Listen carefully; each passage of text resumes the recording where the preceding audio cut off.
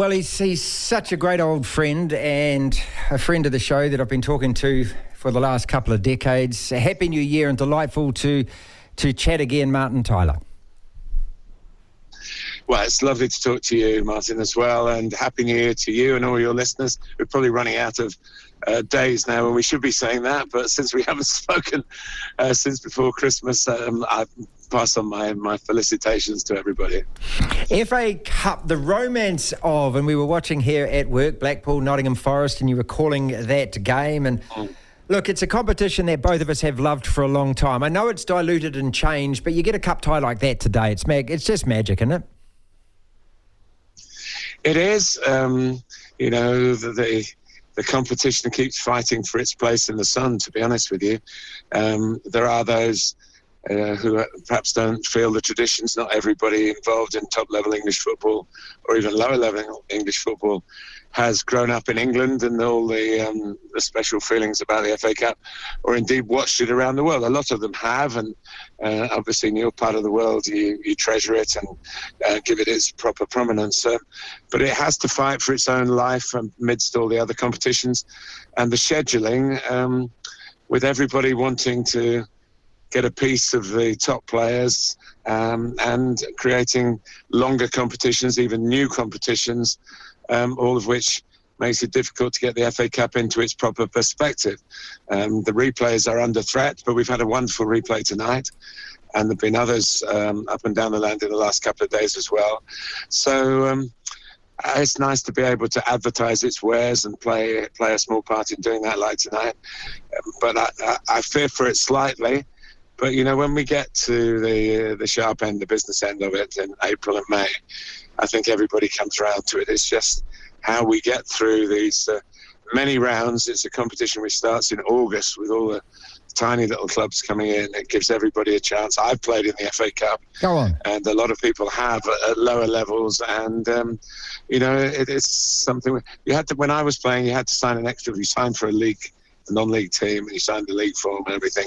When they thought you were good enough to play in the FA Cup, they gave you another form, and because you had to pay to be registered. Right. And when you got that, I've never forgotten the special feeling of being asked to sign and looking at a match program. I've still got a few at home of those long bygone days when I had my time as a player. And the commentator has been brilliant to me, and tonight was just another night of excellence, excitement, and the only job I had to do was keep up with it, really. It gave it its own script. Well, I can tell your voice is hoarse from it, and obviously the Kiwi connection at the end there with our man Chris Wood, the All Whites captain, scoring as well. So it's just absolutely perfect being able to catch up with you tonight. We're so proud of him. Martin, I think he's scored as many goals in the Premier League now as David Beckham has, and we've only had a handful of Kiwis, as you know, that have played in the Premier League. But I'd love your thoughts on him and his career, because I don't think he gets the props he deserves down here in New Zealand, playing at that level, scoring goals at that level. No, he's a long way away, isn't he? But of course the games get televised, and that hat-trick he scored recently at Newcastle, which was, I think, making a point personally, but winning 3 points for his team, which would have been more important to Chris than making the personal point. He just gets on with it. Everybody knows what he can do. Yeah, you can point out what he can't do as well. But really, the number of people that have employed him and continue to employ him and continue to get the best out of him. He didn't get many touches tonight. He certainly didn't get many chances. But when that ball goes across, it's all very well saying he's like 3 inches out and he's only going to knock it over the line. But you have to be there. And only players with a special nose for goal can sense that moment. Other people be hanging out on the edge of the goal area, or not even, recognising where the ball might go across the face of the goal. And Chris has just got that. I think it's something that you have in you. I'm not sure you can coach it, and he's got it. And he's obviously scored plenty of goals for New Zealand as well. But over here, he's reliable. He very rarely gets a headline that isn't other than about scoring goals, and he's just been a proper professional, and a credit to those who've coached him, and a credit to where he's come from. The voice of English football, Martin Tyler, is with us, and I know that it's late and you're on your way home and you're very busy, so I've only got a couple of quick questions for you. The murkiness around the financial fair play, the Everton and Forest both getting smacked again, Man City and a date is set in court. We don't know what date that is.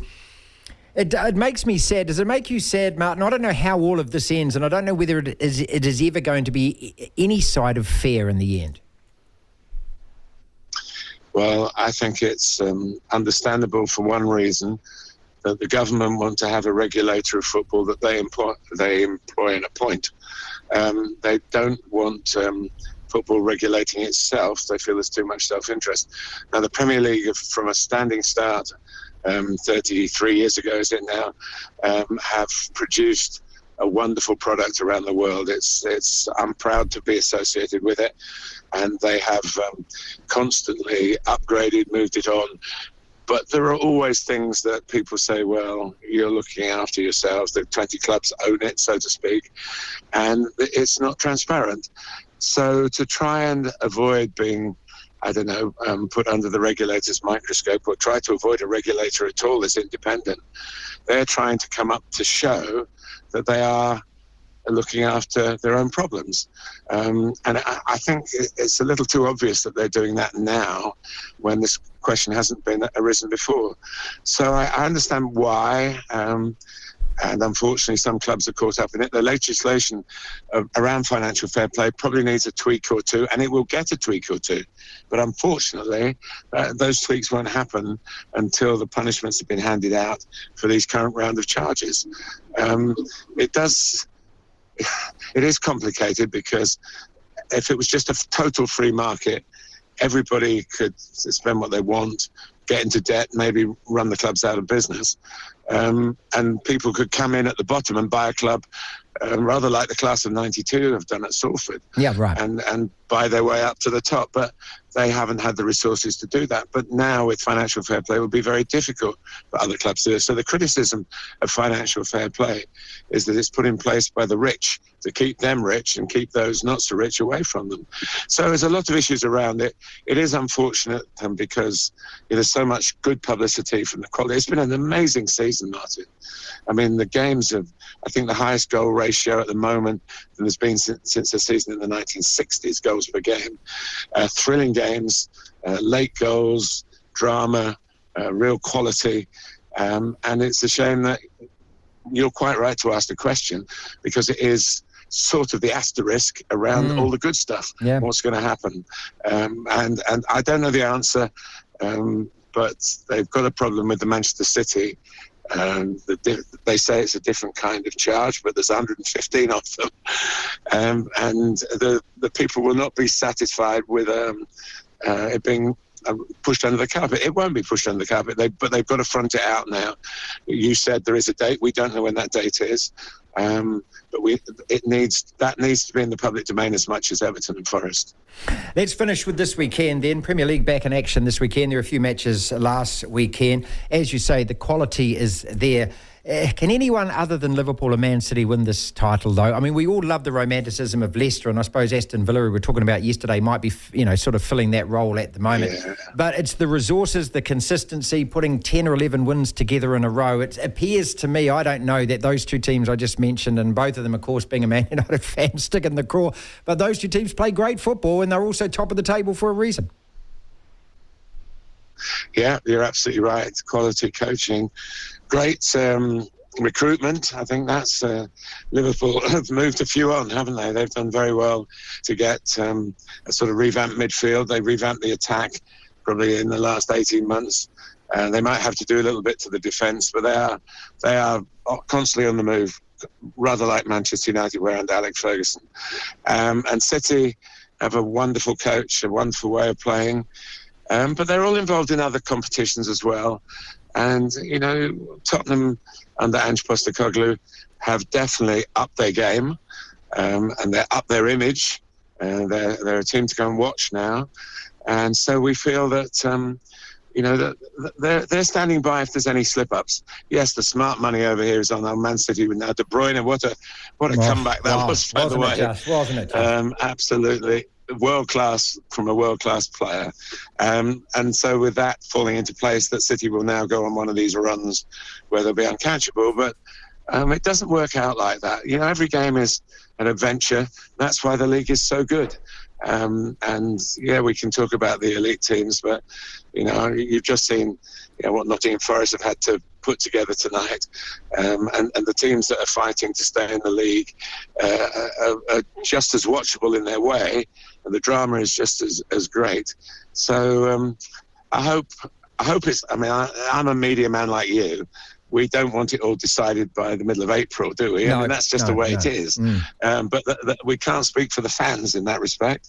And we want as many in the fight as possible. And, you know, Villa under Unai Emery is just, he plays such invigorating football. I was lucky enough to do their game when they beat Manchester City in November, I think it was. And it was, you came away with the feeling that I've got now coming away from the Blackpool Forest game. It is a wonderful game. It's a wonderful competition.